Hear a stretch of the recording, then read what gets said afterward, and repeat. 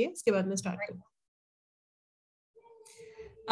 Hello, good evening, everyone, and a very, very warm welcome on this Sunday evening. And I'm your host, as usual. This is our CSI Connect, the Cancer Survivors Group of India. ये हमारा Facebook group जो initially start हुआ था. Normally,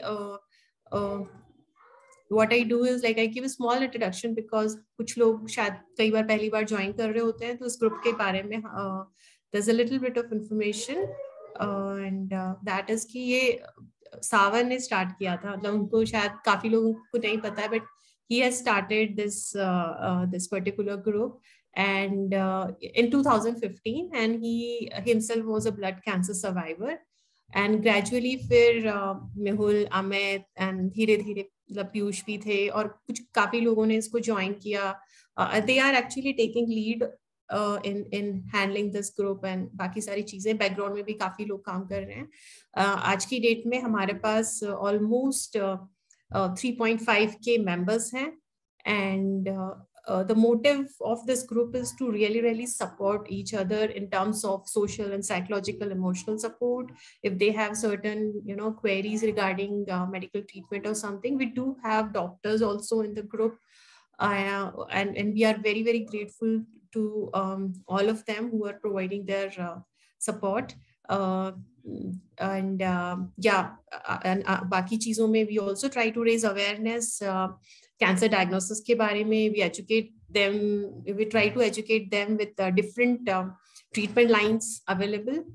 And another motive is to work towards removing social stigma. Because cancer के बारे में normally होता है ना शुरू में कि we don't want to talk, लोग पता नहीं क्या सोचेंगे, right? So वो एक taboo है जिसके we openly talk about it, so people come forward and they share journey and they become hope for other patients. तो वो basically normalize करना चाहते हैं cancer को, इतना ही कोई बड़ी चीज इसको नहीं होवा बना के ना रखा जाए. Absolutely. Yeah. And then cancer advocacy, research and government support, gradually we are trying to pick up there as well. And matrimonial भी एक area है which we are working towards. And also making people aware of lot many frauds, because बहुत सारे जैसे cancer आता है अपने इतने सारी चीजें लोग डाल दे कि ये करो वो करो वो. I mean there are a lot of things. It's a big business market for so many people. So whatever information we have, wherever patient can be misguided, we try to make them aware from our side based on information we have. And कई बार होता है कुछ patients होते हैं जिनके साथ कुछ experiences होते हैं and whatever we get to know we share. And create a social movement to accept cancer as disease, empower its early diagnosis and improve quality of lives of patient and survivors. तो ये हमारे कुछ इसके motive हैं हमारे group के. And इस series में what we do, we call patients. So when they share their journey, other people get some kind of information and feel motivated. And awareness के लिए we also call doctors. Like today we have Dr. Rekha, and especially बहुत से patient है जिनके घर में कोई है या their loved ones who are going through certain treatments or maybe it's for their basic knowledge, they want to know certain things. This particular session is really going to be helpful. And we have Dr. Rekha Arya today. She is MBBS MD radiation oncologist and she's running her own cancer clinic in Indrapuram, Delhi, NCR. And Dr. Rekha is consultant at in Yashoda Cancer Hospital, Sanjay Nagar, Ghaziabad. Radiation oncologist के साथ ही we really want to appreciate her efforts in making people aware about cancer and also motivate them in to fight this disease. I mean, आपका हमने देखा है, you are working really good work. I mean, we are very inspired. Thanks. And we appreciate so much, and we are very honored that you accepted our request to be our speaker today.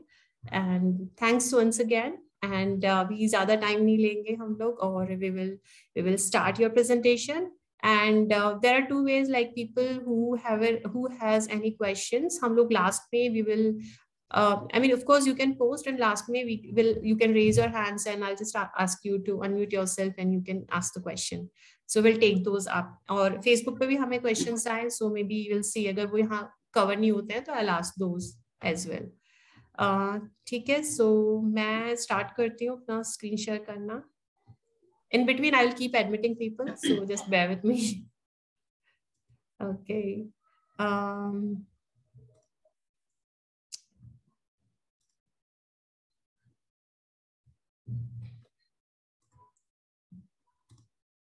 Is it showing? Yeah. Yeah. So यहीं से start करना doctor रेखा? हाँ.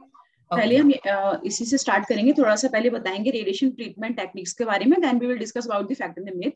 So before starting the presentation, thank you so much, Kavita ji and Mehul ji, for inviting me.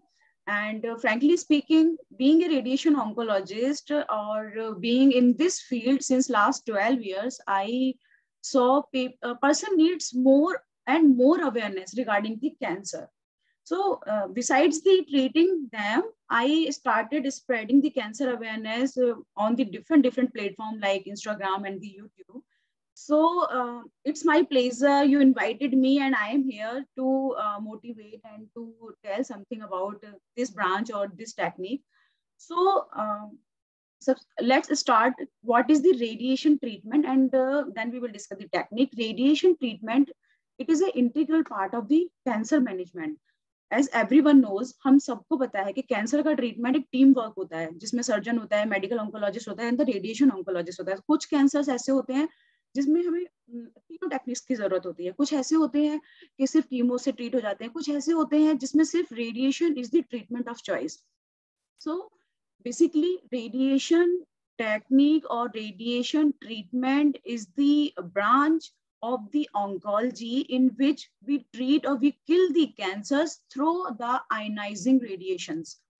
ये ionizing radiations हम patients में focus करके deliver करते हैं जहाँ पे cancer cells होती हैं या जहाँ पे cancer bulk होता है, और उस area को जहाँ पर प्राइमरी कैंसर से नोडल और या रिलैप्स आने के चांसेस होते हैं, उस सारे एरिया को हम टारगेट करते हैं. That is the main area of treatment through the radiation machine. Radiation machine जब सबसे पहले आई थी 1950 के अराउंड आई थी, तो उस टाइम में कोवाल्ट मशीन आया करती थी, जो कि पेशेंट के लिए एज वेल एज डॉक्टर के लिए, दोनों के लिए हैजार्डस हुआ करती थी. तो ओवर द उस टाइम में कह सकती हूँ कि बहुत ज्यादा रेडिएशन साइड इफेक्ट्स आते थे, क्योंकि रेडिएशन को जब हम पेशेंट को ट्रीट करते हैं रेडिएशन से, तो हम कैंसर सेल्स के साथ साथ नॉर्मल सेल्स को भी किल करते हैं. तो जब नॉर्मल सेल्स किल होती है तब वो साइड इफेक्ट्स ज्यादा आते हैं. तो उस टाइम पे जब हम कोवाल्ट से ट्रीट करते थे, बहुत साइड इफेक्ट आते थे. But over the time, over the years, now there are tremendous advancement in the radiation field. When we started the machine, that was the cobalt, that was the radioactive source in that machine. But right now we are working on the LINAC or the proton beam therapy that is completely safe. I will tell one by one about these machines and technique. So basically, the first picture is of the cobalt machine, and in second picture, it is showing the part of that machine. कि हम कहाँ से radiation source deliver करते थे patient के ऊपर, patient कहाँ लेटता था, कैसे क्या होता था. तो ये बेसिकली ऑब्सोलीट है आज की डेट में. ये सिर्फ आपको गवर्नमेंट सेटअप में मिलेगी, किसी भी कॉर्पोरेट में हम कोवाल्ट से ट्रीटमेंट नहीं देते हैं. रीजन कि एक तो ये रेडियो एक्टिव सोर्स जनरेट करता रहता था, तो ट्रीटमेंट करने वाले डॉक्टर्स को, जो ट्रीट कर रहे हैं पेशेंट को, वो टेक्नोलॉजिस्ट को, सबके लिए हैजार्डियस था. एंड कभी तो नेक्स्ट स्लाइड करना. ये एक इस कोबाल्ट मशीन का ही डेमो है कि किस तरह से हम पेशेंट को लेटाते थे. इस मशीन का जो ड्रॉबैक था वो ये होता था कि जो ये मशीन का जो आप आर्म देख रहे हैं, जो जिससे बीम निकल रही है, वो सिर्फ दो डायरेक्शन में खुलता था, इधर राइट टू राइट और लेफ्ट टू लेफ्ट. तो जब भी हम किसी भी पेशेंट को ट्रीट करते थे इस मशीन से, क्या होता था, कैंसर के साथ साथ ना नॉर्मल स्ट्रक्चर्स बहुत ट्रीट होती थी, बहुत साइड इफेक्ट आते थे. Next. Now over the years, ये टेक्निक मैंने दिखाई है कि कोवाल्ट से हम 2D टेक्निक ट्रीट करते थे. मतलब सिर्फ या तो हम आगे से पीछे ट्रीट करेंगे रेडिएशन से, या फिर साइड टू साइड करेंगे. जिसमें क्या होता था, कैंसर के अराउंड आने वाला नॉर्मल टिश्यू, चाहे वो आगे है या पीछे है या साइड में है, सारा रेडिएट होता था। तो उस टाइम ऐसे साइड इफेक्ट आते थे जिनको कंट्रोल करना बहुत मुश्किल होता था। पेशेंट को ट्रीटमेंट के बाद उन साइड इफेक्ट्स के साथ ही सरवाइव करना पड़ता था। तो ये इस साइड इफेक्ट की वजह से रेडिएशन ऑन्कोलॉजी में इतनी रिसर्च हुई कि हम ऐसा क्या कर सकते हैं ऐसा कि प्रिसाइजली हम सिर्फ और सिर्फ कैंसर को किल करें, नॉर्मल टिश्यू को हम प्रोटेक्ट करें। कभी तो नेक्स्ट करना। धीरे धीरे ओवर द इयर्स ये इन्वेंशंस आते चले गए। 2D से हम 3D पर आए। 3D का मतलब होता है 3 डायमेंशनल ट्रीटमेंट, मतलब ट्यूमर के चारों तरफ मार्जिन लेके उसको ट्रीट करना। लेकिन इसमें भी ये ड्रॉबैक था कि हम नॉर्मल टिश्यू को ज्यादा नहीं बचा सकते थे। नेक्स्ट, फिर आया IMRT। ये मैंने एक CT स्कैन का पिक्चर डाला है ये बताने के लिए कि किस तरह से जो ग्रीन एरिया है दैट इज ट्यूमर, बट इसके अराउंड जो ब्लू एरिया है that is normal and that is also getting the radiation. But around like red area जहाँ कोई कैंसर नहीं है, सब कुछ नॉर्मल है, उसको भी रेडिएशन लग रहा है। तो इसका क्या मतलब हुआ कि जहाँ कैंसर नहीं है, नॉर्मल सेल्स है, उसको रेडिएशन लग रहा है, वो क्या करेगा, कहीं ना कहीं पेशेंट की क्वालिटी ऑफ लाइफ से कॉम्प्रोमाइज करेगा। लाइक अगर लॉन्ग टर्म में उसको रेडिएशन इंड्यूस्ड न्यूमोनाइटिस हो सकता है, स्पाइन में जा रहा है, माइलाइटिस हो सकता है। तो कहीं ना कहीं इसके भी अपने ड्रॉबैक थे। फिर 3D CRT के ऊपर आया IMRT। जैसे कि आप इस पिक्चर में देखोगे, बहुत ही ब्यूटीफुल पिक्चर है। IMRT की फुल फॉर्म होती है इंटेंसिटी मॉड्यूलेटेड रेडियोथेरेपी। हमने क्या किया, हमने जो हम रेडिएशन दे रहे हैं ना, जो बीम जा रही है उसकी इंटेंसिटी को मॉड्यूलेट कर दिया। मॉड्यूलेट कर दिया मतलब जहां कैंसर है वहां हमने ज्यादा बीम को डिलीवर किया, जहां नहीं है वहां कम किया, और ये मल्टीपल डायरेक्शन में हमने डिलीवर करना शुरू कर दिया। तो हमने इंटेंसिटी को मॉड्यूलेट किया, मल्टीपल बीम्स में, छोटे छोटे बीम्स में डिफरेंट डिफरेंट डायरेक्शन से ट्यूमर को फोकस करके रेडिएशन देना शुरू किया। तो अगर आप देखेंगे बहुत कुछ area in between the beams बिल्कुल स्पेयर्ड है, कोई रेडिएशन ही नहीं जा रहा है। छोटे छोटे बीमलेट्स है जो कि चारों तरफ से जा रहे हैं और वो ट्यूमर को फोकस कर रहे हैं। अगर पीछे की तरफ, अगर एक्चुअली मेरे हाथ में कंट्रोल होता तो मैं थोड़ा एरो से स्पेसिफाई कर सकती थी। इसमें अगर आप देखेंगे ना, पीछे की तरफ एक डिप है, दैट इज रेक्टम। जो हमारा जो लेट्रिन का रास्ता होता है, ये वो वाला पार्ट है। कभी तो ये दिखा सकते हैं, छोटा सा एक हॉलो स्ट्रक्चर है पीछे की तरफ। हाँ, इसके नीचे राइट राइट थोड़ा सा नीचे, हाँ राइट दिस आप देख रहे हैं, यहाँ पे पूरा डिप है। हमने क्या किया, यहाँ की बीम की इंटेंसिटी को बिल्कुल कम कर दिया, हमने उस रास्ते को बचा लिया। अब से कितना बड़ा फायदा हुआ, जब पेशेंट को हम कार्सिनोमा सर्विक्स के लिए, जब हम कार्सिनोमा सर्विक्स के लिए रेडिएशन देते थे, या फिर प्रोस्टेट के लिए देते थे, एनल कैनाल की यूट्रस के लिए देते थे, तो इस आगे की तरफ ब्लैडर को, पीछे की तरफ रेक्टम को रेडिएशन लगता था। तो पेशेंट को लॉन्ग टर्म में जाके मतलब जब वो डिजीज फ्री होते थे, तो डिजीज से तो वो ठीक हो जाते थे, लेकिन रेडिएशन के साइड इफेक्ट्स उनको प्रॉब्लम होती थी। लेटरिन के रास्ते खून आने लगता था, पेशाब में जलन वगैरह बहुत ज्यादा हो जाती थी, बहुत ज्यादा प्रॉब्लम्स होने लगती थी। अब इस पिक्चर में हम क्या कर, हाँ, अब ये जो पिक्चर है वो मैंने दिखाया है IGRT के लिए। IGRT, अगर IGRT इसको अगर आप फुल फॉर्म में देखेंगे तो इसका मतलब होता है image guided radiotherapy. IGRT, image G4 guided. मतलब हम क्या करते हैं, पेशेंट का डेली बेसिस पे रेडिएशन डिलीवरी से पहले इमेज लेते हैं। आप एक सेकंड पिक्चर में देख सकते हैं, एक डॉक्टर इमेज लेने के बाद मैच कर रही है कि जो जहां मुझे रेडिएशन देना है और जहां भी मैं डिलीवर करूंगी, वो जो इमेज आई है कितनी मैच हो रही है या नहीं हो रही है, मतलब कुछ ज्यादा मिसमैच तो नहीं है। तो इससे क्या फायदा हुआ, इससे ये फायदा हुआ कि आप बहुत ही प्रिसाइजली एक्यूरेटली रेडिएशन देने लगे। तो over the time period 2D से IGRT टेक्निक आ गई। एक तो आपने मल्टीपल बीम्स में देना शुरू किया, फोकस किया कैंसर को, जहां पे कैंसर है वहां ज्यादा रेडिएशन दिया, आपने इमेजेस लेना शुरू कर दिया, यानी कि डेली आप चेक कर रहे हो। क्योंकि पहले तो कोवाल्ट के टाइम पे ब्लाइंड ट्रीटमेंट होता था, 4 लाइनों में हम ट्रीटमेंट करते थे कि ऊपर की मार्जिन में ट्रीट की, ऊपर अगर सपोज मुझे head and neck cancer treat करना है तो बक्कल म्यूकोसा है, तो मैं क्या करती थी कोवाल्ट में, एक लाइन ऊपर ली, एक लाइन नीचे ली, नेक की तरफ आगे लिया एंड पीछे मैंने स्पाइन को बचाया। हम ऐसे ट्रीट करते थे। बट आज की डेट में हम क्या कर रहे हैं, अगर मुझे ये एरिया ट्रीट करना है तो मैं पर्टिकुलर कैंसर को बनाऊंगी, लिम्फ नोड्स को अलग से बनाऊंगी, इसके अलावा मैं मैंडिबल को अलग से बनाती हूँ और स्पाइन को अलग से बनाती हूँ, पैरोटिड ग्लैंड को अलग से बनाती हूँ।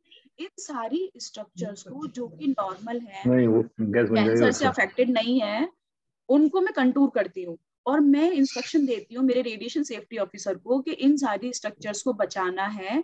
आप इस तरह से बीम डालो मशीन में कि वो सिर्फ और सिर्फ ट्यूमर को जाए, नॉर्मल स्ट्रक्चर्स को ना जाए, और डेली इमेज लूंगी।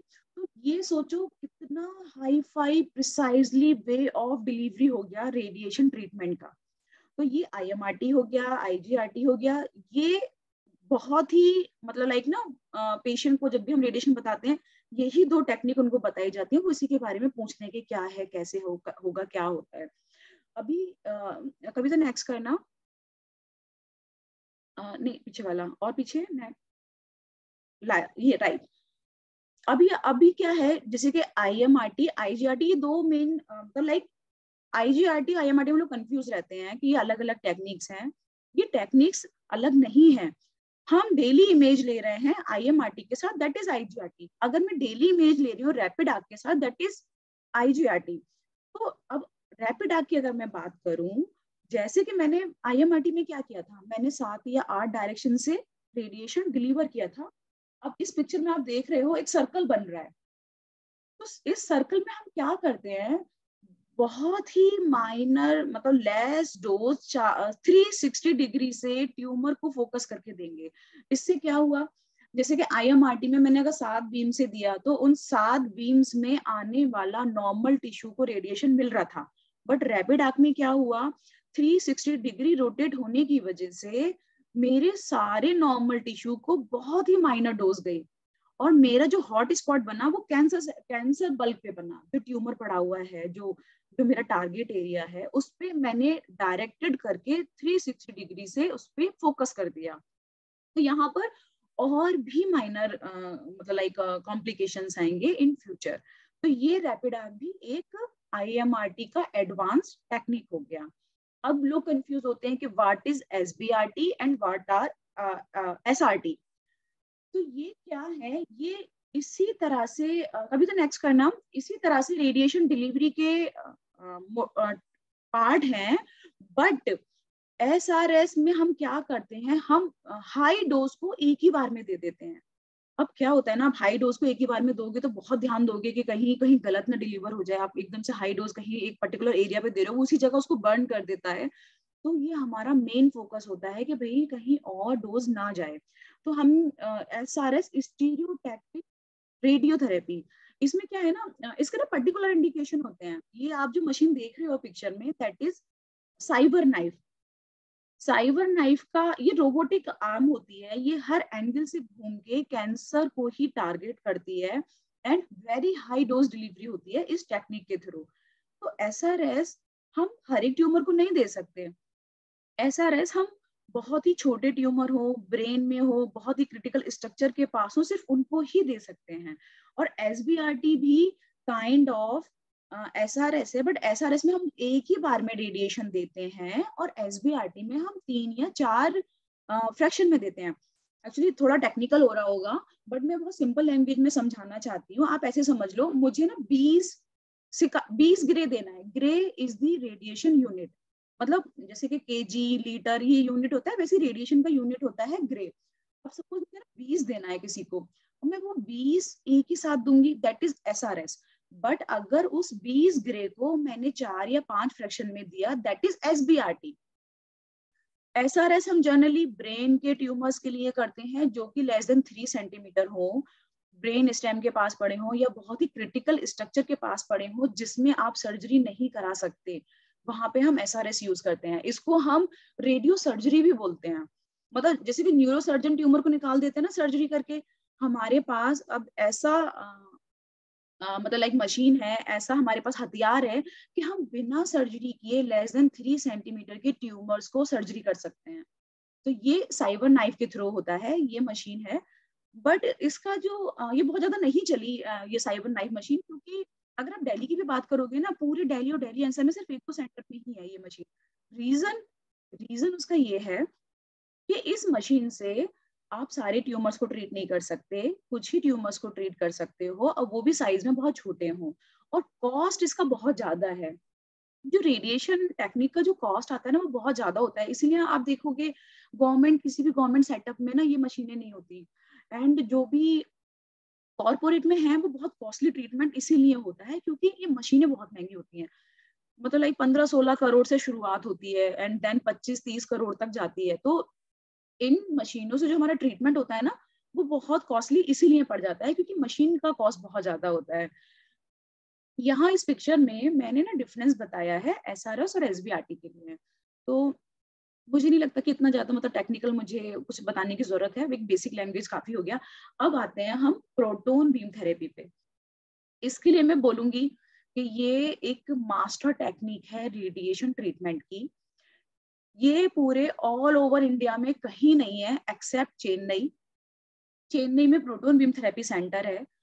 इसका रीजन ये है कि ये बहुत कॉस्टली है एंड बहुत ही लाइक इसको बहुत ज्यादा स्पेस चाहिए, बहुत टेक्निकल वे में हम डिलीवर करते हैं। अब मैं आपको बताना चाहती हूँ कि प्रोटोन बीम थेरेपी का फायदा क्या है। भाई कोवाल्ट से हम लीनेक पे आ गए, हम साइबर नाइफ में आ गए, गामा नाइफ में आ गए, अब हम प्रोटोन बीम में क्यों आए। प्रोटोन, ये जितने भी मैंने आपको टेक्निक्स बताई है ना, इसमें ट्रीटमेंट जो होता है ना वो इलेक्ट्रॉन से होता है। मतलब जो आयनाइजिंग रेडिएशन है वो कहीं ना कहीं कोई ना कोई पार्टिकल है आयनाइजिंग। अब इसमें जैसे कि ये नाम ही बता रहा है कि ये प्रोटोन से हम ट्रीट करते हैं। उस इलेक्ट्रॉन बीम थेरेपी होती है एंड फोटोन बीम थेरेपी होती है, ये प्रोटोन बीम थेरेपी है। जितने भी लीनक है ना, लीनक में दोनों फीचर्स होते हैं, electron and photon. But proton में प्रोटोन से हम ट्रीट करते हैं। अब इसका फायदा क्या है भाई, क्यों हर कोई सेंटर नहीं लगा रहा है या फिर सिर्फ एक ही जगह क्यों है, उसका रीजन है सिर्फ एंड सिर्फ कॉस्ट। एंड अगर मैं इसके फायदे की बात करूं तो इसका इतना, इसमें एक ना क्वालिटी होती है, मैं बहुत ही सिंपल लैंग्वेज में ना बताती हूँ आपको। एक फिजिक्स की ना क्वालिटी होती है प्रोटोन की। ये जब बॉडी में एंटर करेगी तो एक पॉइंट पे जाके अपनी सारी एनर्जी को डिपॉजिट करके खत्म हो जाएगी। इसका क्या फायदा हुआ कि ये जब आपकी बॉडी में गई लेकिन ये निकली नहीं कहीं से, तो क्या फायदा हुआ उसका। उसका फायदा ये हुआ कि उसने आगे वाली सारी नॉर्मल स्ट्रक्चर्स को टच नहीं किया। अब उसने आगे मतलब लाइक सपोज मैं एग्जांपल देती हूँ, मेरे ब्रेन में ब्रेन स्टेम के पास, ब्रेन स्टेम हमारी पूरी बॉडी को कंट्रोल करता है, बहुत ही हमारी क्रिटिकल स्ट्रक्चर होती है, उसके पास बिल्कुल टचिंग ट्यूमर पड़ा हुआ है। मैंने उसको प्रोटोन से ट्रीट किया तो उसने क्या किया, ट्यूमर पे गया और मेरे ब्रेन स्टेम को टच ही नहीं किया क्योंकि वो उसके आगे गया ही नहीं। उसने अपनी सारी एनर्जी को वहीं पे डिपॉजिट कर दिया जहां ट्यूमर था, ब्रेन स्टेम के जस्ट आगे। तो ये इसका फायदा होता है। और ये जो इसकी क्वालिटी होती है ना प्रोटोन बीम थेरेपी की, इसको हम बोलते हैं ब्रैग पी। ब्रैग, ये इसका फीचर होता है कि बॉडी में एंटर करेगा और ट्यूमर पे जाके खत्म हो जाएगा। इसका कॉस्ट का ट्रीटमेंट, इसका ट्रीटमेंट का कॉस्ट इतना ज्यादा है कि लोग इसको अफोर्ड नहीं कर सकते।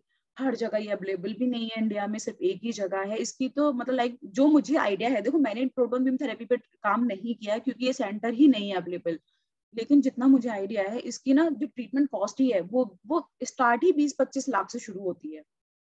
मतलब आप सोचो 20-25 लाख से शुरुआत है, यानी कि 40-50 लाख तक जाता है सिर्फ और सिर्फ इसका ट्रीटमेंट, रेडिएशन ट्रीटमेंट। अब क्या होता है ना कि कुछ ट्यूमर्स के लिए मैं मानती हूँ कि ये बहुत अच्छी है, रामबाण है। लेकिन कुछ ट्यूमर्स ऐसे होते हैं जो हम अपनी जो हमारे हमारे इंडिया में जगह जगह सेंटर पे जो मशीनें हैं लाइक लीनेक, ट्रूबीम आ गया है, वर्सा एसडी आ गया है, हेल्सियन आ गया है, तो हम उनसे ट्रीट कर सकते हैं और उनकी कॉस्ट 4-5 लाख तक ही पड़ती है। तो इसीलिए अभी प्रोटोन बीम थेरेपी का ज्यादा ट्रेंड नहीं है, लेकिन रेडिएशन ट्रीटमेंट की ये बेस्ट मशीन है, आई मस्ट से। कॉस्ट है इसलिए ज्यादा, इसका एडवर्टाइजमेंट नॉर्मल पब्लिक में नहीं है, हर कोई इसे अफोर्ड नहीं कर सकता। लेकिन अगर मैं कहूँ साइड इफेक्ट वाइज, तो इससे 0 आते हैं साइड इफेक्ट। ये बस बॉडी में जाएगा, ट्यूमर पे जाके खत्म हो जाएगा, ये इसका फायदा होता है। ना तो ये बॉडी में घुसते हुए साइड इफेक्ट करता है, ना तो ये बॉडी में एंटर करते हुए नॉर्मल सेल्स को किल करेगा, ना ही ये एग्जिट करते हुए करेगा। क्योंकि इसका ना अगर मैं ऐसे बताऊं ना, ये बॉडी में गया, मतलब ऐसे ऐसे ऐसे बढ़ेगी इसकी एनर्जी, बॉडी में गया, नीचे है, ऊपर गया, गया ऊपर सारी एनर्जी डाली, ड्रॉप। ये इसका फायदा है, तो ये इसका मेन एडवांटेज है। अब हम नेक्स्ट चलते हैं। हाँ, इसमें मैंने ना रेडिएशन मशीन की डिफरेंट डिफरेंट फोटोज लगाई हैं। जैसे कि साइबर नाइफ मैंने बताया, SRS SBRT होता है, टोमोथेरेपी होता है। टोमोथेरेपी में क्या फायदा है कि इसमें ना हम जो CT स्कैन की जो इमेज आती है ना, हम स्लाइस बाय स्लाइस करते हैं। इलेक्ट्रा का बर्सा SD पूरा दिल्ली और दिल्ली NCR के जितने भी हाईफाई सेंटर्स हैं सब में मिलेगा। वेरियन का ट्रू बीम, ये Versa SD and true beam are the same machine but of different company. काम इनके सब होते हैं, इनसे सारे ट्यूमर्स ट्रीट हो जाते हैं, इनके ब्रेन के छोटे छोटे ट्यूमर से लेके हम इन मशीनों से सब कुछ कर सकते हैं। Electron beam therapy, SBRT, SRS, IMRT, रैपिडाक, IGRT, everything. तो ये हमारी ना यूनिवर्सल मशीन है और दिल्ली में ज्यादातर सेंटर्स में ना आजकल यही आ रही है। टोमो प्रोटोन बीम थेरेपी नहीं है। अब ये ओवरऑल मैंने ना रेडिएशन मशीन के बारे में, रेडिएशन टेक्निक्स के बारे में बताया। कविता जी अब ना आप ना फर्स्ट स्लाइड से लगा लेना, जो कि मैं अब बताना चाहती हूँ कि क्या रेडिएशन से रिलेटेड नॉर्मल पब्लिक के मन में मिथ होते हैं और वो मिथ कहाँ तक ट्रू है, कहाँ तक नहीं है। तो जो सबसे पहला मिथ है वो ये है कि जब किसी भी, ये तो मैंने खुद ही फेस किया है कि जब मैं पेशेंट को रेडिएशन देती हूँ या फिर जब हमारे पास वो पहली बार आते हैं तो वो मुझसे पूछते हैं कि क्या हम अपने मरीज के साथ घर में रह सकते हैं। मतलब उनके दिमाग में कहीं ना कहीं ये होता है कि अगर मेरा पेशेंट रेडिएशन ले रहा है तो मेरे घर में जो छोटे बच्चे हैं वो सेफ हैं या नहीं है, मेरे घर में जो ओल्ड लेडी है वो सेफ है नहीं है। तो मैं ये बताना चाहती हूँ, myth is the radiation you receive is contagious. I should stay away from small kids at home. तो रेडिएशन कॉन्टेजियस नहीं है। ये जो हम रेडिएशन देते हैं ना मशीनों से, ये पेशेंट से किसी और को नहीं लगता है। ये पेशेंट के बॉडी के ट्यूमर में गया, वहीं खत्म हो गया। इसका इफेक्ट और साइड इफेक्ट दोनों बस पेशेंट को ही आते हैं। तो घर में चाहे आपके छोटे बच्चे हों या ओल्ड एज पर्सन हों, वो आराम से रह सकते हैं। हाँ, लेकिन यहाँ पे ये जो मिथ आया है ना नॉर्मल पब्लिक के माइंड में, वो मैं बता दूं किस लिए आया है। एक दूसरी टेक्निक होती है जो हम थायराइड मेलिग्नेंसीज के लिए देते हैं, उसमें हम रेडिएशन नसों से देते हैं। वो डिफरेंट रेडिएशन होता है। उसमें जब हम पेशेंट को रेडिएशन देते हैं उन सिचुएशन में, उसमें वो पेशेंट की बॉडी से निकलता है। तो उसमें उन सिचुएशंस में हम पेशेंट को अलग रखते हैं 24 घंटे के लिए, कि जब तक उसकी बॉडी से रेडिएशन निकलना बंद हो जाए तब तक वो आइसोलेटेड रहते हैं। तो इसीलिए लोगों के मन में शायद कहीं ना कहीं उस पॉइंट से मिथ आ गया कि अगर हमारा पेशेंट रेडिएशन ले रहा है तो हमें उन्हें अलग रखना है। नहीं, ऐसा बिल्कुल नहीं करना है।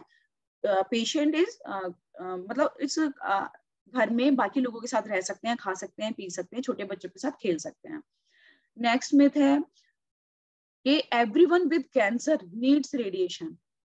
ये बहुत से लोगों को लगता है कि जिसको भी कैंसर हुआ है उसको रेडिएशन की जरूरत पड़ेगी। बहुत से लोग कंपैरिजन करने लगते हैं, अच्छा तुम्हारा रेडिएशन हुआ, हमें तो नहीं बताया है डॉक्टर ने। तो इसमें मैंने जैसे कि शुरू प्रेजेंटेशन के साथ ही मैंने बताया था कि हर एक को रेडिएशन की जरूरत नहीं होती है। बहुत सारे कैंसर ऐसे होते हैं जो सिर्फ कीमो से ठीक होते हैं, कुछ ऐसे होते हैं जिसमें सिर्फ हमें रेडिएशन देना होता है, और कुछ ऐसे होते हैं जिसमें हमें तीनों टेक्निक का यूज करना होता है। जैसे मैं एग्जांपल दूं, breast cancer. Breast cancer most common cancer है इंडिया में फीमेल्स में पाए जाने वाला, और ज्यादातर फीमेल्स को तीनों चीजें लगती हैं। उनकी सर्जरी भी होती है, उनकी स्टेज देख के, हिस्टोपैथोलॉजी देख के उनको रेडिएशन भी लगाते हैं, और कीमो के कोर्सेज तो लगते ही लगते हैं। थोड़ा लेंथी प्रोटोकॉल हो जाता है ट्रीटमेंट का, बट कुछ कैंसर्स ऐसे होते हैं जिनमें हमें तीनों चाहिए। तो every one with cancer doesn't need radiation. बहुत सारे कैंसर्स ऐसे होते हैं जैसे लिम्फोमा वगैरह हो गए, वो सिर्फ और सिर्फ कीमो से ठीक हो जाते हैं। रेडिएशन की सिचुएशंस बहुत बाद में आती है अगर वो नहीं रेस्पॉन्ड करते हैं या फिर एडवांस स्टेज के होते हैं। बहुत सारे कैंसर्स ऐसे होते हैं जिनमें रेडिएशन बिल्कुल नहीं दिया जाता। नेक्स्ट है, ये भी बहुत अच्छा मिथ है कि side effect of the radiation are the same as chemotherapy.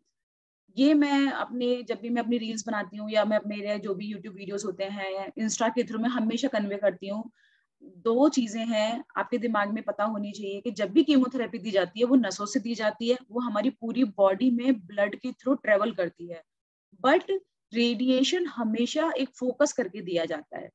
तो रेडिएशन के साइड इफेक्ट हमेशा लोकल आएंगे या फिर वो साइड इफेक्ट आएंगे जहां पे रेडिएशन, जिस स्ट्रक्चर्स को रेडिएशन आप दे रहे हो, बट कीमोथेरेपी वाले साइड इफेक्ट सिस्टमिक आएंगे, क्योंकि ये हमारी नसों से दी जाती है, हमारे ब्लड में ट्रेवल करती है।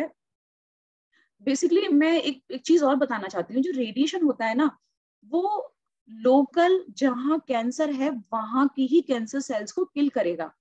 ऐसा नहीं है कि कैंसर था मेरे जीव में और ये मेरी लाइक चेस्ट या लंग्स में जो कैंसर सेल चली गई है उनको भी ठीक करेगा, नहीं। रेडिएशन हमेशा जहां कैंसर होता है वहीं दिया जाता है और वहीं के ही कैंसर सेल्स को किल करता है। बट कीमोथेरेपी हम इसलिए देते हैं कि बॉडी में अगर कैंसर सेल्स कहीं भी पहुंच गई है तो वो वहां उसको किल कर दे। इसीलिए कीमोथेरेपी के साइड इफेक्ट सिस्टमिक आते हैं और रेडिएशन के लोकल आते हैं। तो फैक्ट क्या है, it's common depending on the type of the cancer and the area being treated. Some experience skin irritation at your radiation treatment zone and the fatigue. जैसे कि फटीग हो गया, फटीग जब पेशेंट रेडिएशन ले रहे होते हैं तो उनको फटीग आता है, that is generalised complication, but maximum time are the local complications of the radiation and chemo के सिस्टमिक होते हैं। नेक्स्ट करना कविता। एंड यस, एक ये भी मिथ है कि radiation always given with the chemotherapy. ये मैं एक बहुत ही जरूरी बात आपको ना इस प्रेजेंटेशन के थ्रू क्लियर करना चाहती हूँ। जब भी कभी भी हेड एंड नेक कैंसर की बात आती है, हेड एंड नेक कैंसर मतलब मुंह के कैंसर, जीभ का कैंसर, गले का कैंसर, लैरिंक्स का कैंसर, जो हमारे हेड एंड नेक कैंसर होते हैं ना, उसमें जो मेन ट्रीटमेंट होता है ना दैट इज रेडिएशन। हम कीमो क्यों देते हैं?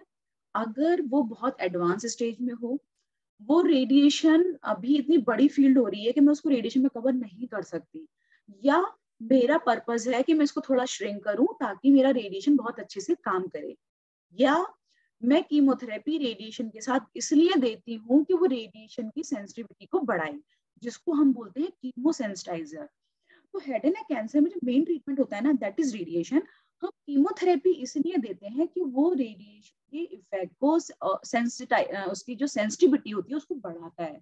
तो लोग ना बहुत बार कंफ्यूज हो जाते हैं कि उनको लगता है कि कीमोथेरेपी मेन इलाज है हेड एंड नेक कैंसर में, तो वो कभी कभी क्या करते हैं ना, उनमें बड़ी टेंशन हो जाती है कि हमारी कीमोथेरेपी रह गई तो हम रेडिएशन कराएं या ना कराएं। नहीं, अगर आपको रेडिएशन बोला गया है हेड एंड नेक कैंसर में तो वो तो मस्ट है। कीमोथेरेपी हम इसलिए देते हैं ताकि सिकाई का असर ज्यादा आए। तो radiation is always given with the chemotherapy, this is myth. हम डिसाइड करते हैं कि किसमें कीमो देना है सिकाई के साथ या नहीं देना है, और देना है तो कौन सा देना है। जब भी कभी कीमोथेरेपी रेडिएशन के साथ लगे, खासकर जो वो हफ्ते हफ्ते वाली लगती है, उसका काम ये होता है कि वो सिकाई के असर को बढ़ाती है। तो ये एक बहुत बड़ा मिथ है। अगला मिथ है your whole body receives radiation during treatment.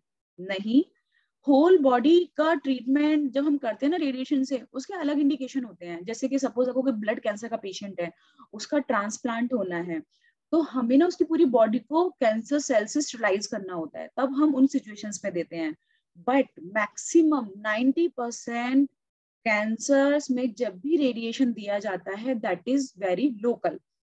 जहां कैंसर था वहां कैंसर सेल्स को किल करने के लिए रेडिएशन दिया जाता है, कभी भी पूरी बॉडी को रेडिएशन नहीं दिया जाता है। जिन सिचुएशंस में पूरी बॉडी को रेडिएशन देते हैं उसका डायग्नोसिस अलग होता है, उसका पर्पस अलग होता है। तो फैक्ट क्या है, radiation treatment is usually localized therapy, meaning it's only aimed at the part of the body that need treatment. Next myth है you will get the same quality of radiation therapy no matter where you are treated. बिल्कुल भी नहीं। हर एक patient का अपना एक different protocol होता है।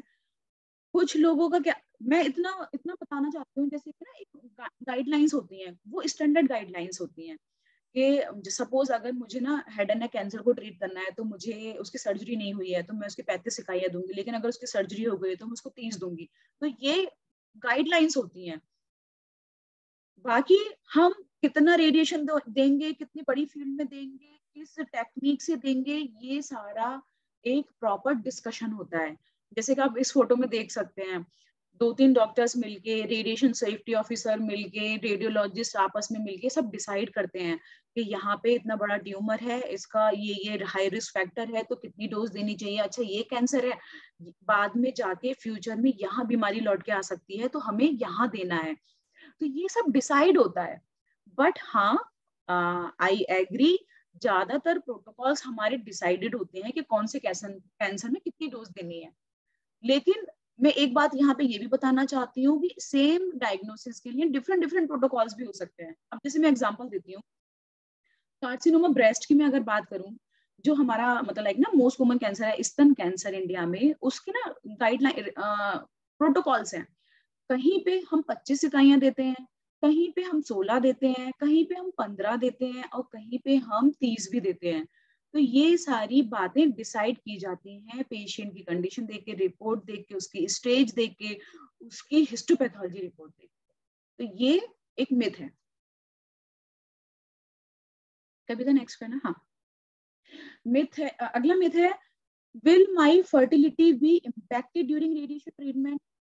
ये बहुत ही अच्छा क्वेश्चन है। बहुत ही मतलब लाइक ना बहुत से लोगों के दिमाग में ये मिथ होता है कि अगर हमने उसको कहीं पे भी ट्रीटमेंट बताया तो उनको लगेगा कि सर मैम क्या मतलब लाइक फ्यूचर में जाके ऐसा हो सकता है कि मैं इनफर्टाइल हो जाऊं, इम्पोर्टेंट हो जाऊं, या मेरे बच्चे ना हो।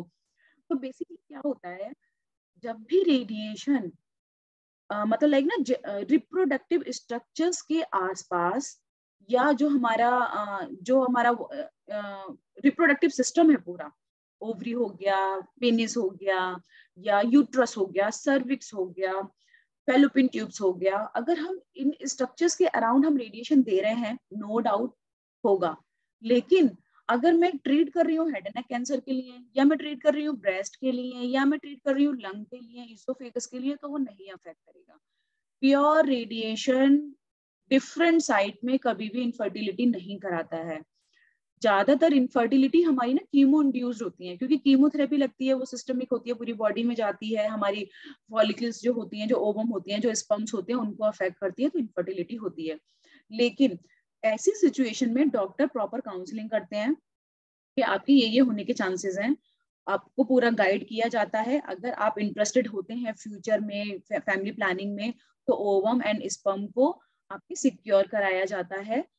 ये सारी चीजों का ना डिस्कशन होता है। ऐसे ऐसे नहीं कि मैंने मतलब लाइक रेडिएशन दे दिया, आपको कुछ काउंसिल नहीं किया, या फिर रेडिएशन दे दिया गया, कुछ बताया नहीं गया। अगर पेल्विक ट्यूमर्स के लिए मुझे कभी भी रेडिएशन देना होता है, तो हम बैठ के पता है प्रॉपर उसकी काउंसलिंग करते हैं, पेशेंट की काउंसलिंग भी करते हैं, पेशेंट के फैमिली मेंबर्स की भी काउंसलिंग करते हैं। तो ऐसा नहीं है कि जब भी आप कभी रेडिएशन लेंगे इनफर्टिलिटी होगा। नेक्स्ट करना। नेक्स्ट मिथ है, RT causes hair loss from head and scalp. ये बिल्कुल सही बात है। जब भी हम रेडिएशन देते हैं, जहां का रेडिएशन देते हैं, हेयर लॉस होता है। लेकिन ये इस बात पे डिपेंड करता है कि मैं कितनी डोज दे रही हूँ। जर्नली अगर हम हाई डोज देते हैं, लाइक 50 ग्रे, 60 ग्रे, 70 ग्रे दे दिया, तो हेयर लॉस होगा, पैची हेयर लॉस होता है। एंड बहुत बार बहुत कम डोज दी जाती है, लाइक मैंने पैलिएटिव केसेस में दी है, तो नहीं होता है। तो हर तरह का रेडिएशन हेयर लॉस कराएगा, ये मिथ है। एंड सपोज मैंने पैलिएटिव इंटेंट से किसी को रेडिएशन दिया है, मतलब लाइक मैंने बहुत कम डोज में दिया, तो हेयर लॉस नहीं होगा। लेकिन अगर उसको मैंने बिल्कुल क्योर करने की इंटेंट से दिया है, तो होगा। वो भी कहाँ का हेयर लॉस होगा, सपोज अगर मैंने ब्रेन ट्यूमर के लिए ट्रीट करना है, उसका फ्रंटल में यहाँ पे लीजन पड़ा हुआ है, तो मैंने ना रेडिएशन से कितना ही देना है उस पेशेंट को, तो यहाँ का हेयर लॉस होगा, बाकी जगह का नहीं होगा। तो जो हेयर लॉस होता है ना radiation induce, that is focal, या मैं कहूँ पैची हेयर लॉस। पूरा हेयर लॉस नहीं होता है, जैसे कि आप इस फोटो में भी देख सकते हैं, बाकी का हेयर नहीं गया है पेशेंट का ना, बस एक फोकल एक पैच गया है, क्योंकि हमने उसको इसी एरिया को टारगेट करके रेडिएशन दिया होगा। तो ये ऐसा नहीं है, ये मिथ है कि जब भी रेडिएशन होगा हेयर लॉस होगा, नहीं। अगला मिथ है, हाँ, radiation causes nausea and vomiting. ये 50% केसेस में सच है। जब भी पेशेंट का रेडिएशन पेट में या पेल्विक ट्यूमर्स के लिए दिया जाता है, नोजिया वॉमिटिंग होता है। लेकिन ज्यादातर केसेस में नहीं होता है।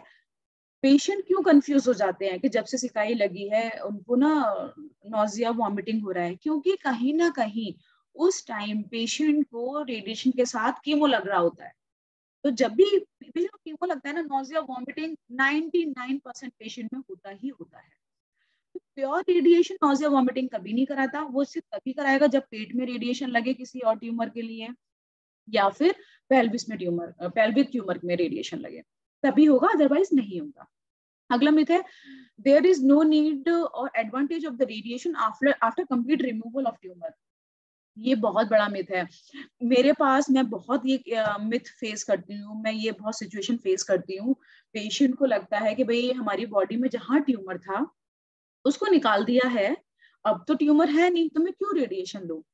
तो इसका रीजन ये है कि जब भी हम ट्यूमर निकालते हैं ना, हम ना ग्रॉस ट्यूमर निकालते हैं।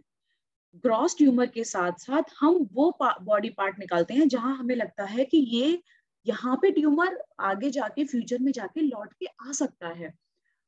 कभी भी हमने माइक्रोस्कोपिक कैंसर सेल्स, माइक्रोस्कोपिक का मतलब हुआ कि दिख ही नहीं रही है आंखों से, वो सिर्फ माइक्रोस्कोप से ही दिखेंगी अगर हम उस टिश्यू को देखते हैं। तो अगर उनको नहीं दिखेगा तो क्या हटाएंगे। तो जनरली जब भी कोई सर्जरी होती है ना, उसमें क्रॉस ट्यूमर निकाला जाता है और या वो लिम्फ नोड निकाले जाते हैं जहाँ पे कैंसर होता है।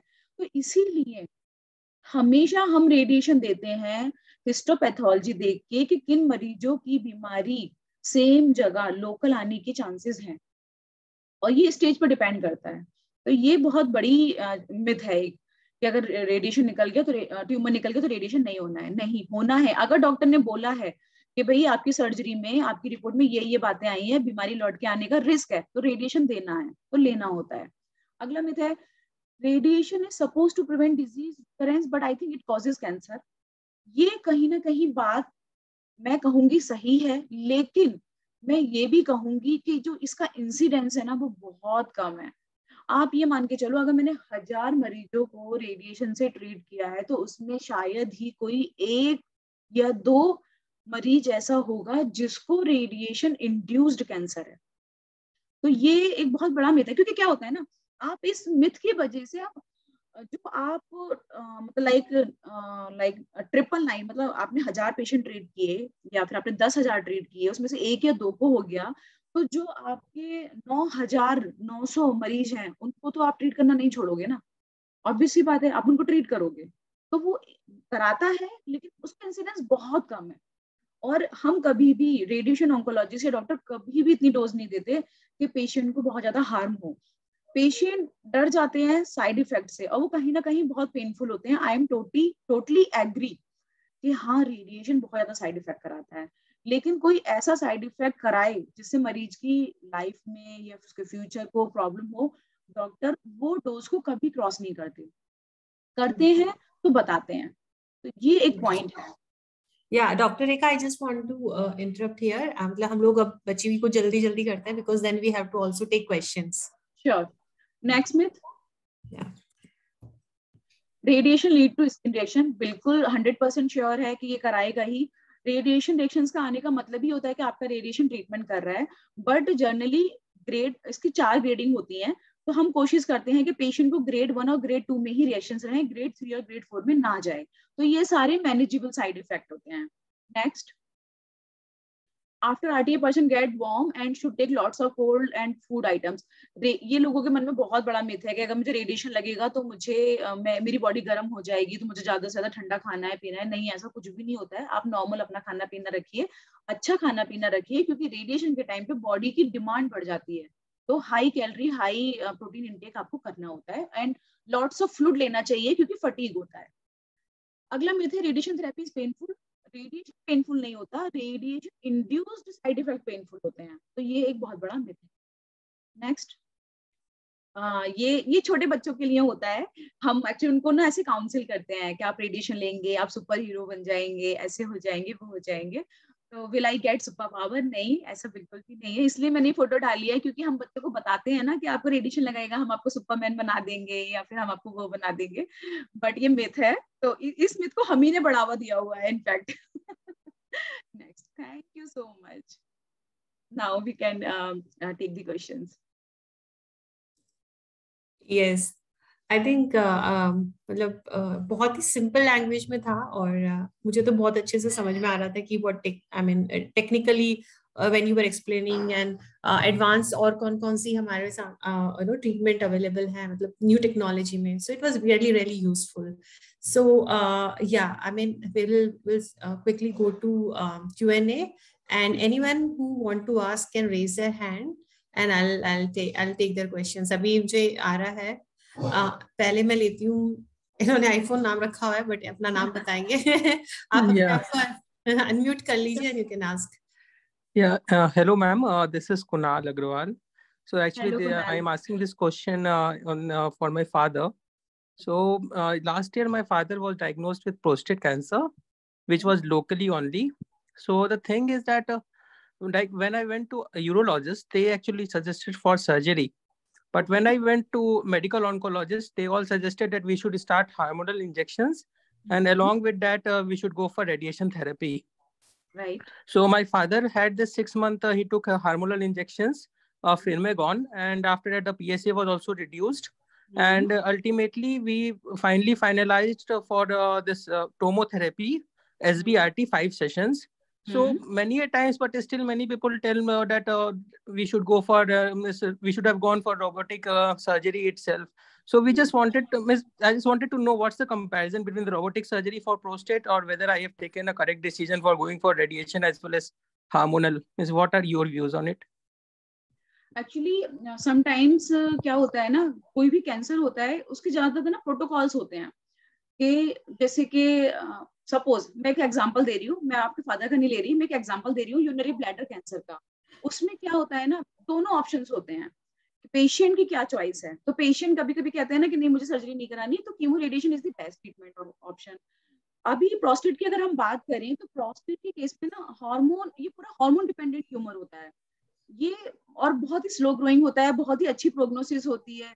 एंड अगर आपने हार्मोन थेरेपी एंड रेडिएशन वाला ऑप्शन ऑप्ट किया है दैट इज आल्सो गुड. लेकिन अगर आप सर्जरी कराते हैं, कभी भी क्या होता है ना, सर्जरी में ऐसे हिस्टोपैथोलॉजिकल फीचर्स आ जाते हैं कि रेडिएशन की भी जरूरत पड़ती है, तो तभी रेडिएशन देना पड़ता है. तो जनरली जो हमारा जो कॉल है, जो हमारा लाइन ऑफ मैनेजमेंट है, जनरली हम ना हार्मोन थेरेपी एंड रेडिएशन में जाते हैं कि बाई चांस अगर इसे नहीं हुआ तो then we can think about the surgery. But 99 cases में ना प्रोस्टेट के कैंसर्स इससे हार्मोन थेरेपी से एंड रेडिएशन से ठीक हो जाते हैं. Okay, ma'am. Thank you. And last one more question, ma'am. Sorry. Can paraganglioma be treated with radiation therapy? Is it a possibility or no? Yes, possibility है, but पैरागैंग्लियोमा generally ना kind of benign tumours होते हैं. But अगर patient को वो problems कर रहे होते हैं, सिम्टोमेटिक है, तो हम ट्रीट करते हैं. बट ये ट्यूमर बहुत ही खराब होता है, ये रेडिएशन को बहुत अच्छा रेस्पॉन्ड करता नहीं है जब. लेकिन जैसे मैंने अभी रिसेंटली मेरा एक पेशेंट ट्रीट किया है, क्योंकि हमारे पास कोई ऑप्शन ही नहीं था, उसकी सर्जरी नहीं हो सकती थी, पेशेंट को बहुत पेन हो रहा था, then we decided to treat with the radiation. ये डिपेंड्स रेस्पॉन्ड करेगा या नहीं करेगा, बट ये काइंड ऑफ ना रेडियो रेजिस्टेंट होते हैं. Okay, ma'am. Thank you. Thank you. Okay, thank you.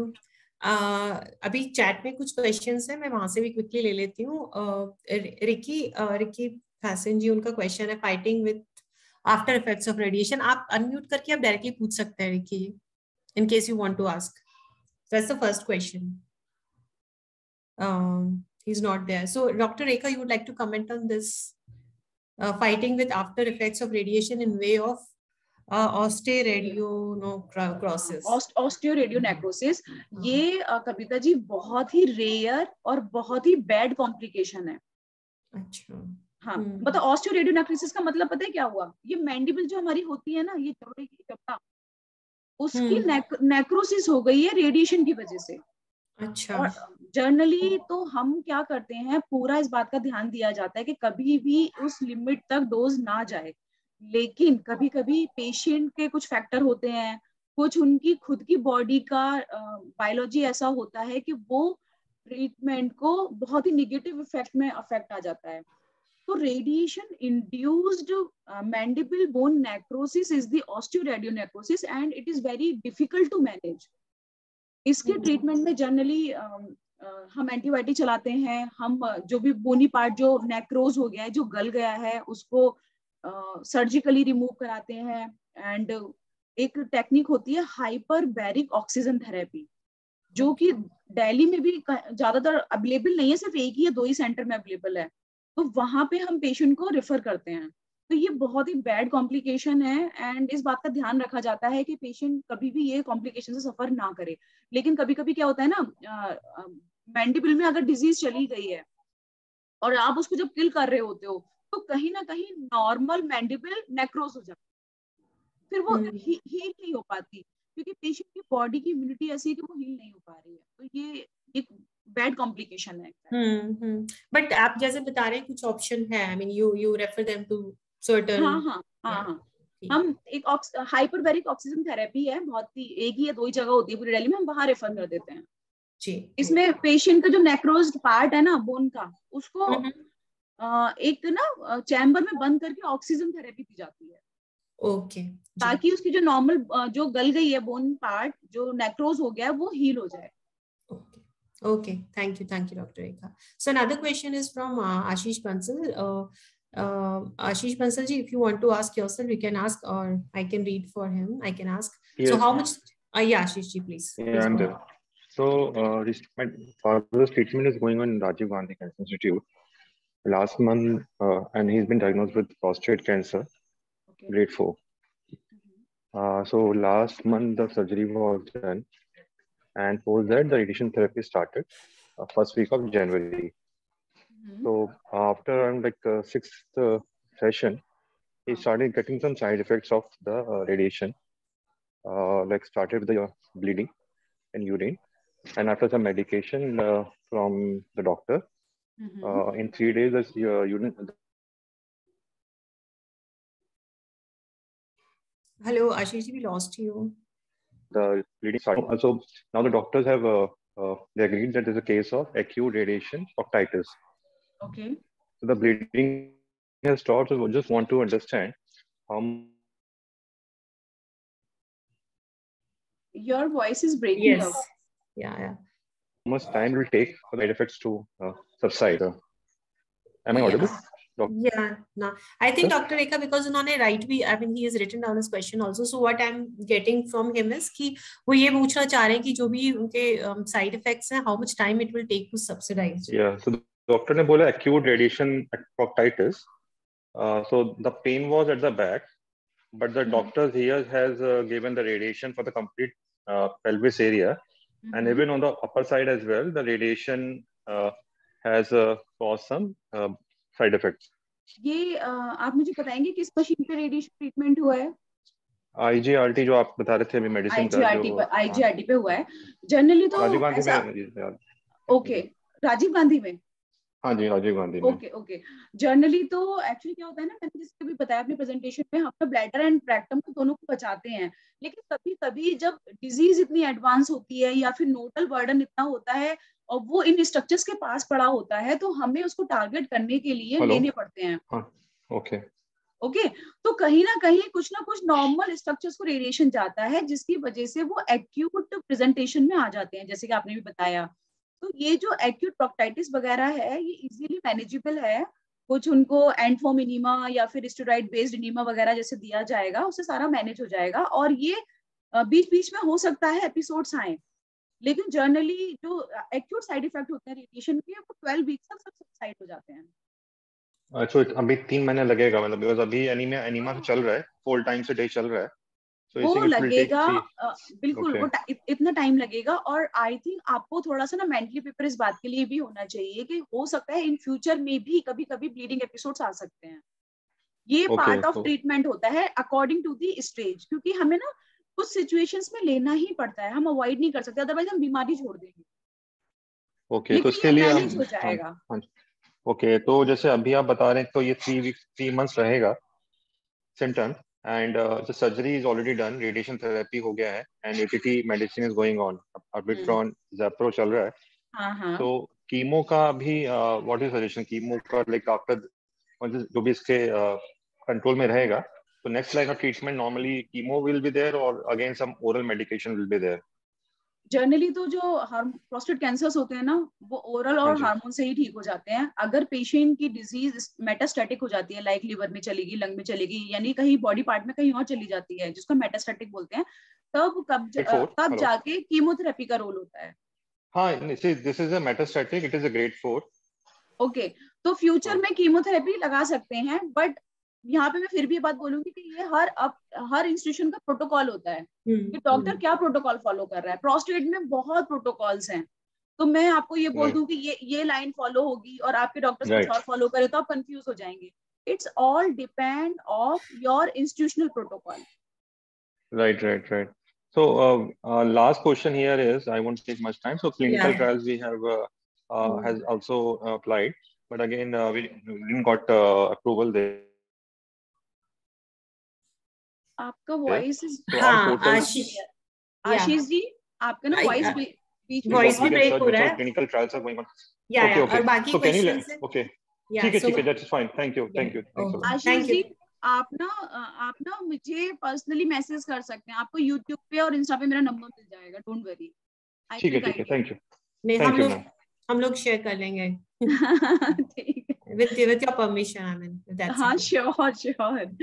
अच्छा, नेक्स्ट क्या क्वेश्चन है? हाँ, नेक्स्ट है कि thyroid cancer, in case of thyroid cancer followed by total thyroidectomy and then radioactive, what are the chances of cancer to return back to other organs? तो ये तो थोड़ा जेनरिक सा क्वेश्चन है, I mean, how would you हाँ, लेकिन ना मैं उनका एप्रीहेंशन समझ सकती हूँ, बट यहाँ पे मैं ये रिप्लाई दूंगी कि डोंट वरी, ये तो बहुत अनप्रेडिक्टेबल है कि भाई क्या चांसेस है रिटर्न होने के, लेकिन thyroid cancer is very good prognostic cancer, मतलब इसकी प्रोग्नोसिस बहुत अच्छी आती है, तो इसीलिए टेंशन मत लीजिए और जो भी प्रोटोकॉल्स है उन्हें फॉलो कीजिए, और बहुत कम चांसेस है कि मतलब लाइक बीमारी लौट के आए या फिर मेटास्टैटिक हो। जी okay.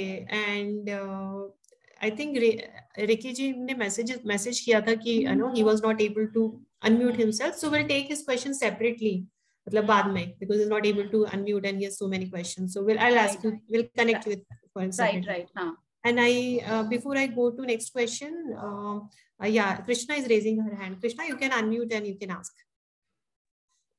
Hello, Dr. Rekha. Hello, so so I'm actually a cancer survivor. It's almost been like 19 years of remission. But like it was in the year 2002. I was 12 years old जब मैंने cancer treatment किया था. So I took like 9 cycles of chemo and 1 cycle of radiation. So recently क्या हो रहा है? Like I think after I hit the age of 20, मुझे suddenly बहुत ही dental issues होने लगे थे. Like, you know, I started having a lot of decay, cavities. तो जो मुझे पहले नहीं होते थे, like as a child I used to have very healthy teeth, सब कुछ, मेरा dental issues कभी था नहीं. So at that time when I asked the doctor, like, you know, what is the reason for having, like, अभी भी मुझे बहुत teeth problems है. So he said that it could be because of radiation. So is that true? What was your diagnosis? So it was an Ewing sarcoma tumor that was located on the mandible. Right. Yeah. Doctor is right, because sometimes radiation causes tooth decay. जो carries वगैरह के issues आ सकते हैं, वो सही कह रहे हैं रेडिएशन के टाइम पे, इसीलिए हम ज्यादातर पेशेंट्स का पेस्ट चेंज करा देते हैं। आप फ्लोराइड बेस्ड पेस्ट यूज करना स्टार्ट कर दीजिए, फ्लोराइड बेस्ड, जिसमें भी फ्लोराइड हो, मतलब ये तो मैं मतलब लाइक वैसे बता रही हूँ मेरा एडवाइस है, आप डेंटिस्ट से मिलके एक प्रेस्क्रिप्शन ले लीजिएगा जिसमें फ्लोराइड हो, that will help you. Radiation causes like decay of the normal enema of the tooth in later part. It is it may be the late side effect of the radiation. Right. But मुझे अच्छा लगा, मैं जब ऐसे survivors को देखता, I feel so happy कि यार such a motivation to others.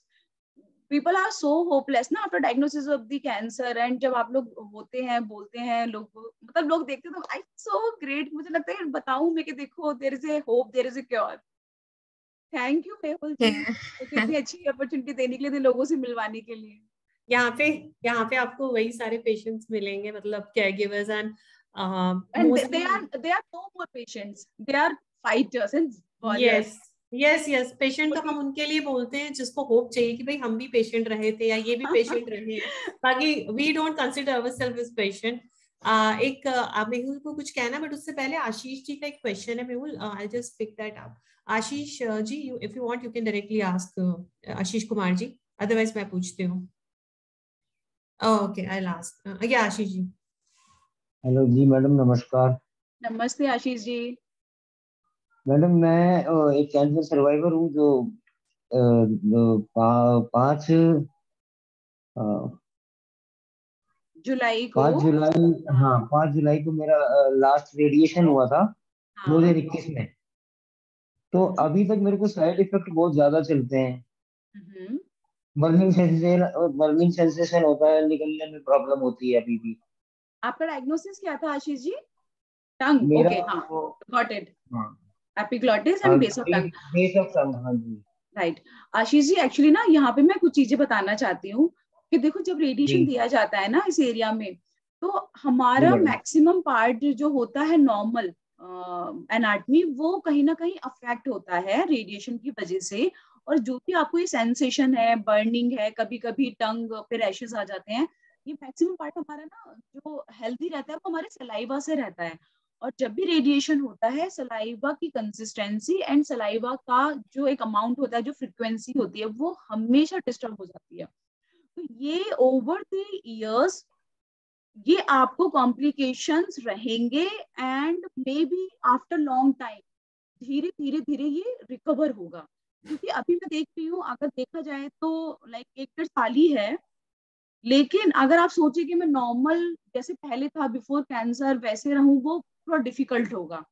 Radiation हमारी बॉडी में कुछ परमानेंट डैमेज करा देता है, जिसकी वजह से बीच बीच में आपको ये एपिसोड्स आते रहेंगे। इसका सिर्फ एक ही इलाज है, आप हेल्दी मतलब खाना पीना, हेल्दी लाइक डेली जो आपकी जो लाइफ स्टाइल है, मेडिटेशन एंड इन सब पे फोकस करिए। जो भी आपका खाना पीना है ना, उसको थोड़ा सा ना एंटीऑक्सीडेंट रिच कर लीजिए। तो ये कुछ मॉडिफिकेशंस आपको करनी पड़ेंगे, कुछ साइड इफेक्ट रहेंगे और कुछ साइड इफेक्ट टाइम के साथ खत्म हो जाएंगे, but you have to give time. Doctor से बात की थी मैंने, तो उन्होंने मेरे को साइको थेरेपिस्ट के पास काउंसलिंग के लिए भेज दिया कि जब इधर कोई बीमारी ही नहीं है, अब कुछ भी नहीं है, तो ये दर्द किस लिए हो रहा है, जाके काउंसलिंग कराओ अपनी। ये नहीं, उन्होंने ना गलत नहीं किया। और आजकल की डेट में ना, एक कविता जी, आजकल की डेट में हम इसको भी टैबू ही मानते हैं। अगर डॉक्टर ने बोला है, किसी ने भी बोला कि आपको मतलब उसकी जरूरत है, नहीं पता कभी क्या होता है, हमें पता नहीं होता, हम कहीं ना कहीं अंदर से सफर कर रहे होते हैं, जिसमें हमारी साइकोलॉजिस्ट हेल्प करते हैं। जैसे कि अगर मैंने कुछ चीजें आपको अच्छी अच्छी बता दी तो आपको यू फील बेटर, तो साइकोलॉजिस्ट भी यही करते हैं। और कुछ चीजें हैं जो टाइम दीजिए, टाइम के साथ हील होंगे, कुछ नहीं होंगी जिनको आपको एक्सेप्ट करना पड़ेगा। जी पहले से तो बहुत ज्यादा ठीक है, मैं इसमें ही खुश हूँ। मैं मेरा जीवन है, मेरे पास बस ईश्वर का धन्यवाद। ये वाला जो माइंडसेट है ना कि आई एम मतलब like alive and sitting with others normal person and I am doing very good, I am living my life, बस यही माइंडसेट रखना है। थोड़े बहुत साइड इफेक्ट रहेंगे, उस पर आपको फोकस नहीं करना है, क्योंकि जहां फोकस करोगे यू विल बी सैड। और साइड इफेक्ट रहता है, ये मैं एक्सेप्ट करती हूँ बीइंग ए रेडिएशन ऑन्कोलॉजिस्ट, क्योंकि मुझे पता है कि जब मैं रेडिएशन दे रही होती हूँ तो नॉर्मल स्ट्रक्चर्स को बचाना बहुत मुश्किल होता है। या तो आप नॉर्मल स्ट्रक्चर्स को बचाओ या फिर आप कैंसर को किल करो, तो कहीं ना वो बैलेंस बनाना होता है। तो हमारे सामने फिर ये होता है कि नहीं, पेशेंट को बचाना है। वैसे तो मैं बहुत स्ट्रांग हूँ, मैं अकेला ही सर्वाइव कर रहा हूँ मैडम, मेरा परिवार वगैरह सब छोड़ के जा चुका है, तो मैं अकेला अपना फाइनेंस वगैरह सब कुछ देखता हूँ। आप ऐसे क्यों बोल रहे हो? आपके पास तो CSI की पूरी फैमिली है। आशीष जी अकेले नहीं है, कहाँ है आप अकेले, बताइए। देखो कितने सारे अभी भी हैं। मेहुल जी आपकी बैकबोन है। जी हाँ, मेहुल जी का तो बहुत साथ है हमारे पास, बहुत सारे सवालों के जवाब मिले उनसे मुझे। राइट, ठीक है, I mean thank you doctor Rekha. Thank you Ashish ji for asking, and I must appreciate आपके जो बात करने का अंदाज है, तरीका है, जिस तरह से आप कह रहे हैं वो तरीके से लोगों को समझ भी आता है, प्लस एक तरह से काउंसलिंग भी हो रही है, भाई रहेगा, पॉजिटिविटी दे रहे हो आप, एंड आई मस्ट अप्रिशिएट। ऐसे डॉक्टर मिले तो मरीज की ना आधी बीमारी दूर हो जाती है। यही सुनना होता है, मतलब एक यही चीज सुननी होती है एक मरीज को, या जब भी we get to know the diagnosis and we are going through all this treatment कि भाई विल बी फाइन, या हो जाएगा, या ठीक हो जाएंगे, या सॉफ्ट सी voice, and then it's all done. बाद में we are capable of handling other situation.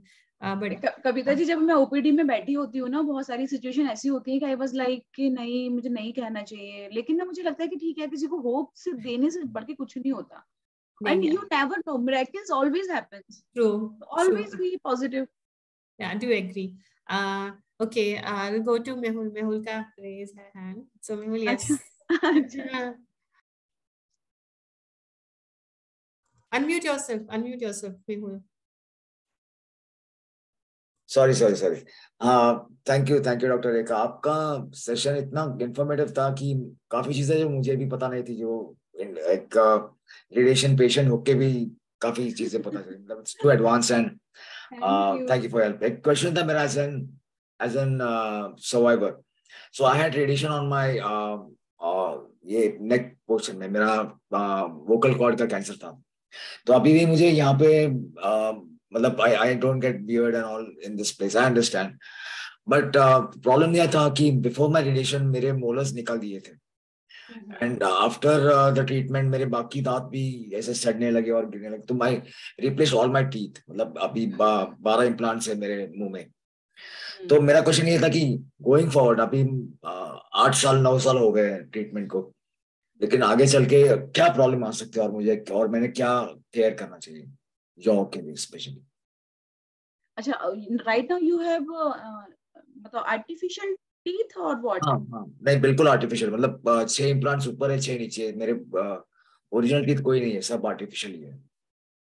Actually अभी जो बेसिकली हमारा जो पर्पस होता है ना टूथ एक्सट्रैक्शन का, जब भी हम रेडिएशन प्लान करते हैं ना, हम ओरल कैविटी एग्जामिनेशन कराते हैं और उनको बोलते हैं कि जिस दांत में भी कैरीज है उनको एक्सट्रैक्ट कर दो, क्योंकि ड्यूरिंग रेडिएशन ट्रीटमेंट वो अपने आप ही फॉल हो जाएंगे, या फिर जहाँ पे भी हमें कैरीज लगता है हम उनको निकलवा देते हैं, क्योंकि वो आगे जाके प्रॉब्लम कराते हैं। और उसका रीजन भी ये होता है कि जब हम रेडिएशन देते हैं ना, तो जो वेस्कुलर सप्लाई होती है ना इनकी रूट्स की, वो हैम्पर्ड होती है।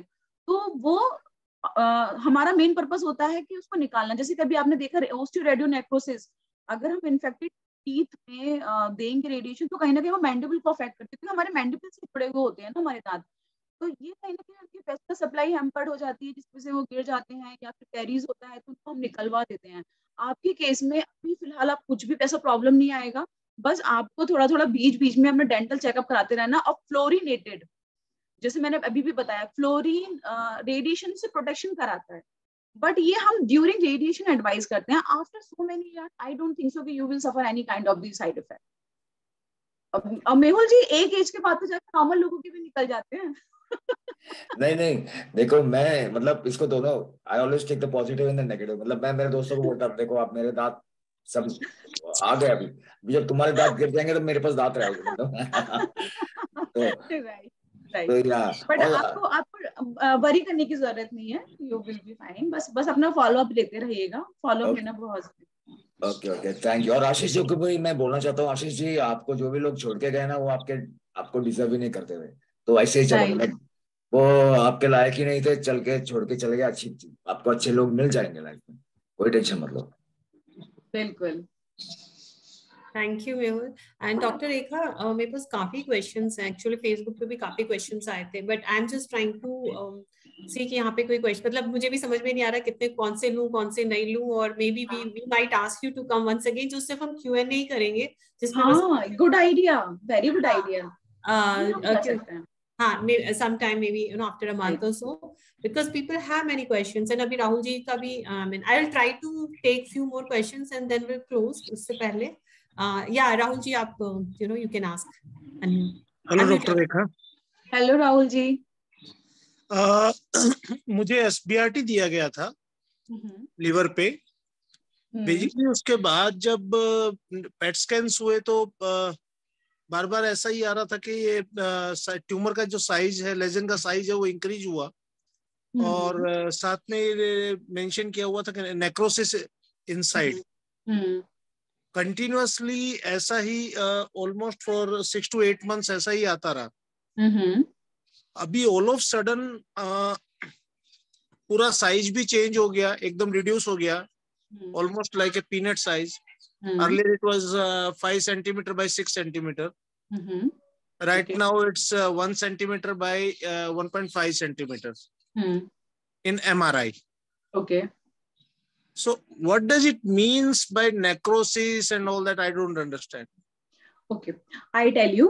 Actually, tumor, when we call a tumor lump or gland, so it is a bunch of the cancer cells. When we give the radiation, these cancer cells die or killed, and over the time it get necrosed. It is dead cells debridges. मतलब जो है वो मैं समझ रहा हूँ, dead cells और वो सब डॉक्टर्स ने मुझे समझाया, बट मुझे समझ में जो नहीं आ रहा है कि भी जैसे मैंने थोड़ा बहुत डॉक्टर गूगल से पूछा, तो जो पूछना नहीं चाहिए था। हाँ, नहीं पूछना चाहिए था। बहुत अच्छा डॉक्टर है वो। हम भी गूगल करते हैं। So बेसिकली वो डेड सेल्स अपने आप ही खत्म हो जाते हैं या कैसे, क्या मतलब? जैसे अभी MRI नहीं, मैं इसका बताती हूँ। इसका ना मैं बहुत ही अच्छा सा बेसिक सा फंडा बताती हूँ आपको।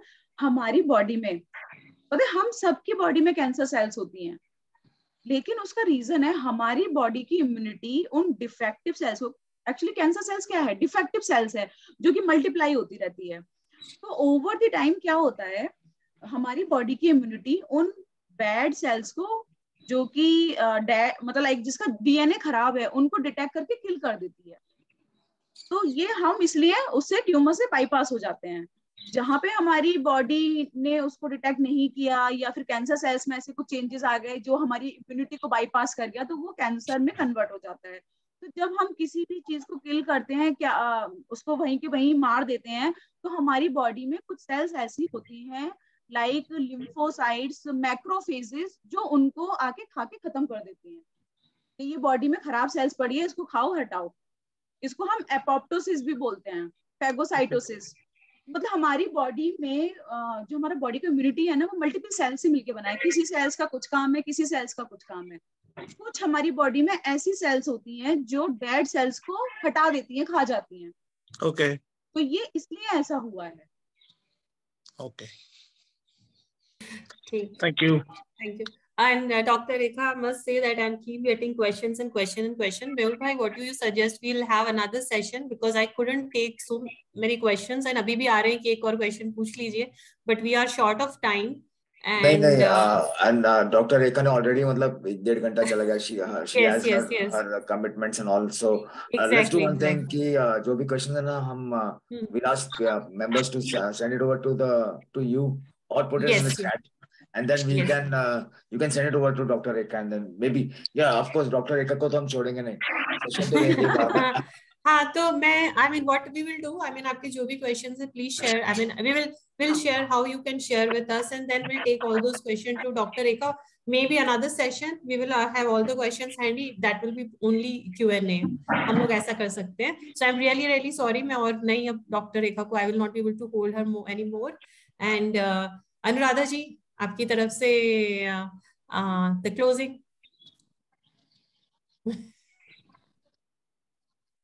अनम्यूट कर लीजिएगा। हेलो, अब आ रही है बस?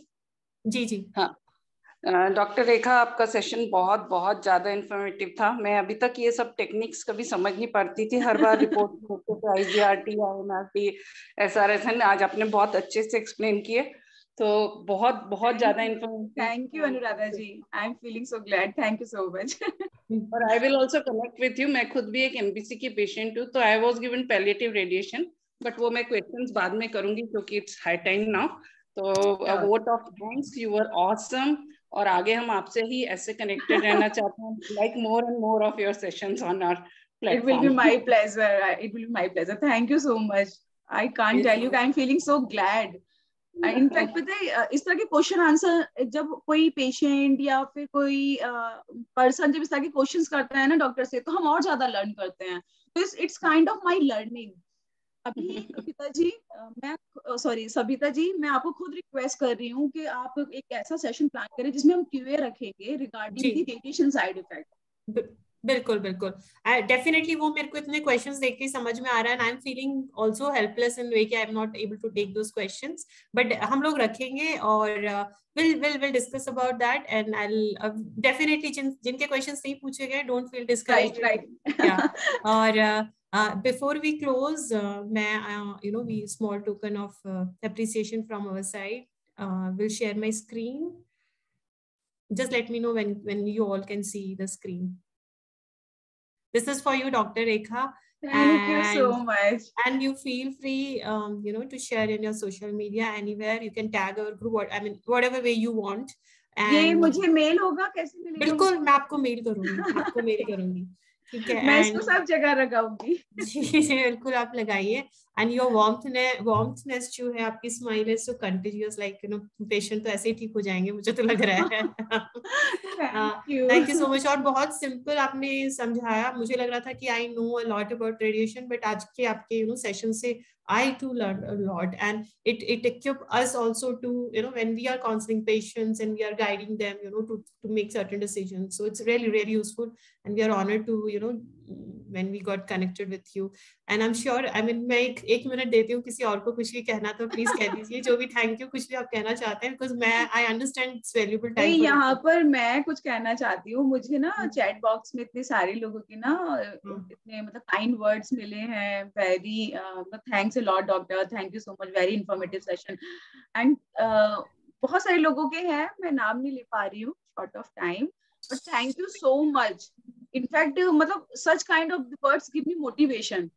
Thank you. मुझे उल्टा थैंक यू बोलना चाहिए. आप लोगों को पसंद आया, मुझे बहुत अच्छा लगा. Next time I will do again. Yes हम मैं वो ऐसे बोल रहे छोड़ेंगे नहीं. अब क्विकली पीयूष भाई, आपका भी रेज, आप बोल दीजिए जो बोलना है, ज्यादा 1-2 मिनट में बस हम लोग इसको क्लोज कर देंगे. खास कुछ नहीं बोलना है. Thank you very much to doctor Rekha on behalf of the CSI group. और जस्ट एक सेंटेंस बोलूंगा. When I was going for radiation with my brother, मेरे भाई का stomach cancer था, और it was the most difficult part of the treatment और surgery के radiation chemotherapy में. It was toughest part. और जो हमारे radiation oncologist थे ना, वो oncologist का अभी मैं face देखता हूँ और आपको देखता हूँ तो लगता है कि शायद अगर उस टाइम अगर आप होते तो बहुत फर्क पड़ता. You are having a smiling face, और मतलब जिस तरह से आपने explain किया, I salute heads up to you. Thank you so much. Such a lovely words. Thank you, ma'am. Thank you. ये हम सबके इमोशंस हैं, ये हम सबके सेंटिमेंट्स हैं. निहार जी, आपको भी. हाँ मेहुल, आप कुछ कह रहे हैं? Yeah, I would just like to add कि जो भी ये I will put this on the YouTube channel of our group, और जो भी देखेंगे लोग कि डॉक्टर रेखा बिल्कुल अपने ग्रुप के मेंबर है, and she's always a part of our group. So if there are any questions, do not send it directly to doctor Rekha. हमको भेजिए, हम उनको भेजेंगे, फॉरवर्ड करेंगे. तो या we do not want doctor Rekha को उनका ऐसे लगना चाहिए कि भाई कि उनका अपना काम है वो. Yeah, so definitely. Otherwise you will be overwhelmed, so we'll take care of it. Yeah, please. Yes, Nihar, you want to say something? Then we'll close. Yeah.